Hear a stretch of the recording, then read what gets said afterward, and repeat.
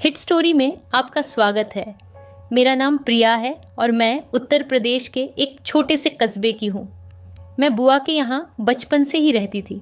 मेरे 3 भाई और 2 बहनें थीं। बुआ की शादी हुई थी तब मैं 20 साल की थी। शादी के 1 साल बाद दादी का देहांत हो गया। फूफा दिल्ली से आए हुए थे। धीरे धीरे 4 महीने बीत गए। अब फूफा को वापस दिल्ली जाना था तो फूफा ने सोचा, प्रिया अकेले पिताजी के साथ कैसे रहेगी। फूफा मेरी मम्मी से बात करके मुझे बुला लिए। कुछ ही दिनों में फूफा दिल्ली चले गए। मैं और रागिनी, बुआ और हम तीनों आराम से रहने लगे। मैं यहीं कॉलेज में पढ़ने लगी। फूफा 1 साल में दिल्ली से आते और 1 आध महीने साथ रहते, फिर वापस चले जाते। धीरे धीरे समय बीतता गया। बुआ की शादी हुए 6 साल बीत गए, लेकिन उन्हें अभी बच्चे नहीं हुए थे। बुआ देखने में लंबी दुबली गोरी रंगत, बड़ी बड़ी आँखें, पतले नाजुक होंठ, बहुत ही आकर्षक थी और उनको बच्चा ना होने की वजह से और भी आकर्षक काया की थी। कहा जाता है औरत 20 की उम्र में नहीं, पूरी तरह 30 की उम्र में खिलती है और यह सही बात भी है। फूफा साल में सिर्फ 1-2 महीने के लिए ही आते थे। बुआ की उदासी अब बढ़ने लगी थी। मैं भी 19 से 20 साल की हो गई थी। बुआ जब भी मेरे साथ बाज़ार जाती तो कस्बे के लड़के उनको देखने में कोई कसर नहीं छोड़ते थे। कभी कभी तो बाज़ार तक पीछे पीछे आ जाते थे। फूफा दिल्ली से आने वाले थे। हम दोनों बाज़ार गए। उनके खाने पीने वाला सामान लेने वापस आते समय एक लड़के ने बुआ के सामने एक कागज़ फेंका और इशारा करके मुस्कुराते हुए चला गया। बुआ बोली, प्रिया कागज़ उठाओ, देखो क्या है। मैं कागज़ उठाई तो देखी उसमें कुछ लिखा नहीं था, बस एक मोबाइल नंबर था। मैंने कहा, बुआ कुछ लिखा नहीं है, बस एक मोबाइल नंबर है किसी का। उन्होंने कहा, लाओ देखो। उन्होंने देखा और फिर अपने पर्स में रख ली। हम घर वापस आ गए। अगले दिन फूफा भी आ गए और फिर कोई सामान लाना होता बाज़ार से तो फूफा ही ले आते थे या बुआ उनके साथ स्कूटी से बाज़ार चली जाती। धीरे धीरे 30 दिन बीत गए। दिल्ली से अचानक फ़ोन आया। फूफा कहने लगे, अब मुझे जाना पड़ेगा, बॉस का फ़ोन आया है, बॉस बुला रहा है, काम ज़्यादा हो गया है, इसलिए मुझे जाना बहुत ज़रूरी है। बुआ उन्हें बहुत रोकने की कोशिश की मगर फूफा नहीं रुके। अगली सुबह फूफा दिल्ली के लिए निकल गए। शायद बुआ की उदासी अभी नहीं मिटी थी और फूफा अधूरी छोड़ के चले गए बुआ को। फूफा के जाने के 1 हफ्ते बाद कुछ सामान लाना था। मैं और बुआ दोनों मार्केट के लिए निकल गए। कस्बे से मार्केट करीब 4 किलोमीटर दूर थी और तब रिक्शा भी नहीं चलता था। घर पर स्कूटी थी पर दादाजी बुढ़े थे और लाठी लेकर चलते थे। हम मार्केट गए। मार्केट करते करते अंधेरा होने लगा। जल्दी जल्दी करके घर के लिए निकले। कुछ ही दूर आते आते पूरी तरह अंधेरा हो गया क्योंकि हमारे पास सामान भी बहुत था। उसे उठाते उठाते हम दोनों थक गए। बुआ और मैं धीरे धीरे घर की तरफ आ रहे थे। अचानक हमारे पीछे से एक बाइक आई और हमारे आगे रुक गई। संगीत। अंधेरा होने की वजह से उसका चेहरा साफ दिखाई नहीं दे रहा था।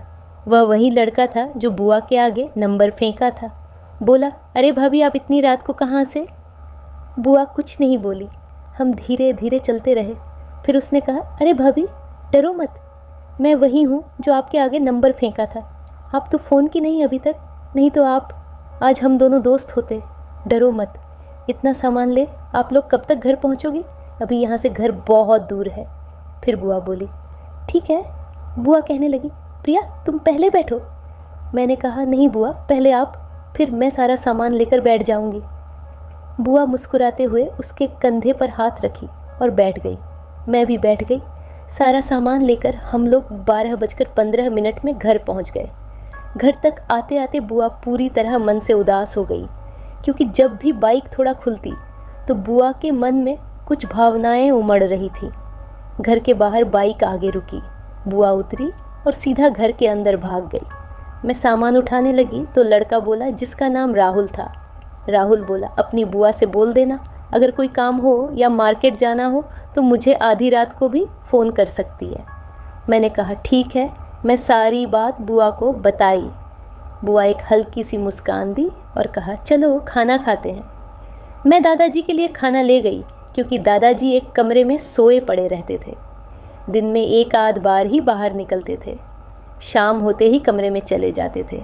हम लोगों ने खाना खाया और सो गए। करीब 5 ही दिन बीते थे। अचानक बुआ की तबीयत खराब हुई। उन्हें बहुत तेज़ बुखार था। मैंने कहा, बुआ चलो दवा ले लो। उन्होंने कहा, प्रिया मैं बिल्कुल भी चल नहीं पाऊँगी। तब मुझे याद आया, राहुल ने कहा था बुआ से पूछिए। बुआ राहुल का नंबर कहाँ है? उन्होंने कहा, मेरे पर्स में देखो वहीं होगा। मैं नंबर निकाल के उसे फ़ोन की। राहुल आया और हम बुआ को हॉस्पिटल ले गए। कुछ ही घंटों में बुआ को आराम हो गया। हम घर वापस आ गए। उसी दिन के बाद बुआ उसे फ़ोन करने लगी। रात में भी दिन में भी दोनों में दोस्ती बढ़ने लगी। फिर बुआ को दवा लेने जाना था। बुआ कहने लगी, प्रिया तुम घर का काम देख लेना, तब तक मैं राहुल के साथ दवा लेकर आ जाऊंगी। मैंने कहा, बुआ आप उसके साथ अकेले जाएंगी? उन्होंने कहा, हाँ क्या हुआ, वह तो हमारा पड़ोसी ही है। तो मैंने कहा, बुआ वह आपका दीवाना है, कहीं अकेले पाकर आपकी ले ना ले। बुआ मुस्कुराते हुए बोली, नहीं नहीं वह ऐसा नहीं है, मुझे कुछ गड़बड़ लगा। फिर मैं बोली, ठीक है आपकी मर्ज़ी। राहुल संगीत आया और उन्हें अपने साथ ले गया। बुआ करीब 3 घंटे बाद घर वापस आई। मैंने कहा, अरे बुआ आज तो बहुत लेट कर दी। उन्होंने जवाब दिया, हाँ आज हॉस्पिटल में कुछ ज़्यादा भीड़ थी, इसीलिए दवा लेने में देर हो गई। बुआ ने बुर्का पहन रखी थी। मैंने कहा, ठीक है बुआ आप कमरे में जाकर तब तक नकाब उतार कर नहा लीजिए, मैं अभी आपके लिए पानी लाती हूँ। उन्होंने कहा, ठीक है, और वह अपने कमरे में चली गई। मैं जब पानी लेकर उनके कमरे में गई तो उन्हें देखा कि मेरे होश ही उड़ गए। उनके बालों में घास थी और उनके घुटनों पर मिट्टी लगी थी, कपड़े गंदे, बाल बिखरे। मेरा शक सही था। मैं उन्हें पानी दी और उनके पास बैठ गई। मैंने पूछा, बुआ क्या हुआ, आपके बाल बिखरे हैं, कपड़े गंदे हैं? मेरी बात सुनकर उनका चेहरा सफ़ेद हो गया। कहने लगी, नहीं कुछ तो नहीं हुआ, राहुल बाइक लेकर गिर गए थे। मैंने कहा, वह बाइक से गिर गए थे? उन्होंने कहा, हाँ बाइक से गिर गए थे। मैंने कहा, तब तो आपको चोट कहीं नहीं लगी? मैं गुस्से में बोली, चोट मन में लगी होगी, भावनाओं की जगह कुछ और उमड़ आया होगा। बुआ कुछ देर चुप थी। थोड़ी देर बाद बुआ कहने लगी, प्रिया मैं तुम्हें सब सच बताऊंगी, लेकिन तुम्हें मेरी कसम तुम किसी को कुछ नहीं बताओगी? मैंने कहा, ठीक है मैं किसी को नहीं बताऊंगी। बुआ बोली, ठीक है मैं नहा लेती हूँ और फिर खाना बना लेते हैं, रात में सोते समय मैं सब बताऊंगी। मैंने कहा, ठीक है। फिर खाना बनाए, खाना खाकर सोने गए। तब मैंने कहा, बुआ अब बताओ क्या हुआ था? बुआ कहने लगी, तुम्हारे फूफा 1 साल में 1-2 महीने के लिए आते हैं, लेकिन इस बार तो वह मुझे अकेली ही छोड़ गए थे, इसीलिए मैंने उन्हें बहुत रोका और कि मेरी एक नहीं सुनी। मैं भी क्या करती, मैंने उनसे यहाँ तक भी कहा 6 महीने के लिए नौकरी छोड़ दो, मुझसे अकेले अब नहीं रहा जाता। लेकिन वह ये है कि मेरी एक नहीं सुनी, अपने बॉस के गुलाम हैं। उन दिन जब हम बाइक पर पहली बार बैठे थे तो मेरे मन में राहुल की बातें घूम रही थी। मैंने अपने आप को बहुत रोकने की कोशिश की, फिर भी मैं उदास हो गई। मुझसे रहा नहीं जा रहा था। मैं तुम्हारे फूफा से भी बात की, तुम नौकरी छोड़कर घर आ जाओ मुझसे, अब बर्दाश्त नहीं हो रहा है। उन्होंने कहा, अभी कुछ दिन रुको। तभी तो 1 ही हफ्ते हुए हैं आए हुए और वह फिर इधर उधर की बातें करने लगे। तुम्हारे फूफा के मना करने के बाद मैं राहुल से दोस्ती करने लगी, वह भी मुझ पर मरता था। धीरे धीरे बात होने लगी और आज जब मैं दवा लेने गई तो जाते समय हम दोनों ही अकेले थे। दवा लेकर आ रहे थे, रास्ता सुनसान था, मुझसे रहा नहीं गया। मैंने उसे पीछे से कहा कि मुझे तुम्हारी दोस्ती बहुत अच्छी लगती है। राहुल कहने लगा, अरे भाभी अब क्या कर रही हैं? मैंने कहा, जिसके लिए तुम मेरे पीछे पड़े थे आज वह तुम्हें सुनने का मौका है। तो राहुल कहने लगा, अरे भाभी नेकी और पूछ पूछ में तो क्या आपकी उदासी के बहुत से सुनने वाले हैं?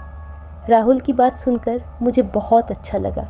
वह कहने लगा, भाभी आप बहुत समझदार हो, कहते हुए बाइक को सुनसान रास्ते पर ले लिया। फिर हम दोनों ने खेत में ही खूब दिल की बातें की। तब मेरी यह हालत हुई थी।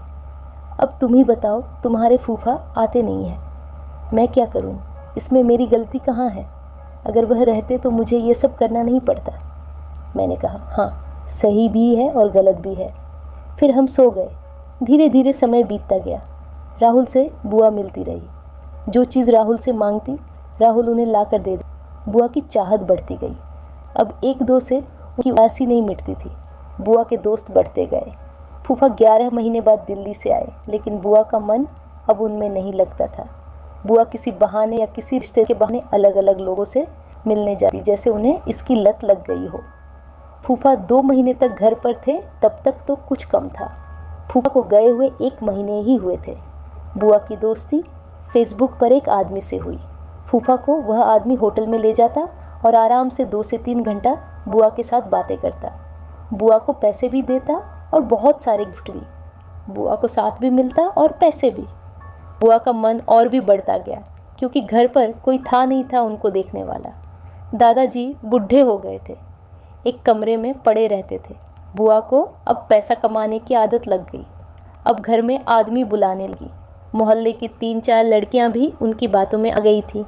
धीरे धीरे बुआ का चर्चा पूरे कस्बे में होने लगा। मुझे भी बहला फुसला के इस कामों को करने की कहती, लेकिन मैं मना करती रहती। उन्होंने कहा, इसमें बहुत स्वाद आता है। पहली बार थोड़ी थोड़ी तकलीफ़ होगी, लेकिन फिर स्वाद ही आएगा और पैसा भी। एक 40 साल के आदमी का दिल मुझ पर आ गया था। बुआ कहने लगी, प्रिया, एक आदमी तुझसे बहुत प्यार करता है और तुमसे मिलना चाहता है। अगर तुम उससे मिलने जाओगी तो तुम उससे बहुत पैसे कमा सकती हो। मैंने बुआ को चिल्लाते हुए बोली, जो तुमको करना है करो, मैं मेरे चक्कर में तुम मत पड़ो। बुआ कुछ दिन शांत रही। अचानक एक दिन बुआ मेरे लिए एक सोने की चैन लाई और कहने लगी, प्रिया, ये तुम्हारे लिए। मैं बहुत खुश हो गई, चैन ले ली। कुछ दिन बाद मेरे लिए एक मोबाइल लेकर आई। मुझे हर चीज़ के लिए पैसे भी देने लगी। बुआ जो काम थी है वह काम कर देती थी। मैं बुआ पर बहुत खुश रहने लगी थी। एक दिन बुआ कहने लगी, प्रिया, कल हम मार्केट करने शहर चलेंगे। मैं तुम्हारी पसंद के कपड़े और भी चीज़ें दिला दूँगी। मैंने कहा, हाँ ठीक है, मैं सुबह तैयार हो जाऊँगी। मुझे बहुत खुशी हुई कि बुआ मुझे अपना समझ रही है और सुबह तैयार होकर हम निकल गए। शहर पहुँच के हम कुछ कपड़े और बाकी चीज़ें भी ली। मार्केट करते करते 2 बजे बज गए थे और धूप भी बहुत तेज़ थी। मैं बहुत थक गई थी और भूख भी लगने लगी थी। मैंने कहा, बुआ, भूख लग रही है और मैं थक गई हूँ। उन्होंने कहा, ठीक है, यहाँ पास में एक होटल है, वहाँ चल के खाना भी खाते हैं और कुछ देर आराम भी कर लेंगे। हम होटल में गए। होटल बहुत ही शानदार था, महल जैसा। मैंने कहा, बुआ, हम गलत जगह आ गए हैं। बुआ कहने लगी, नहीं, हम सही जगह आए हैं। ये होटल है, यहाँ बहुत अमीर लोग आते हैं। इतना कहकर बुआ काउंटर पर गई।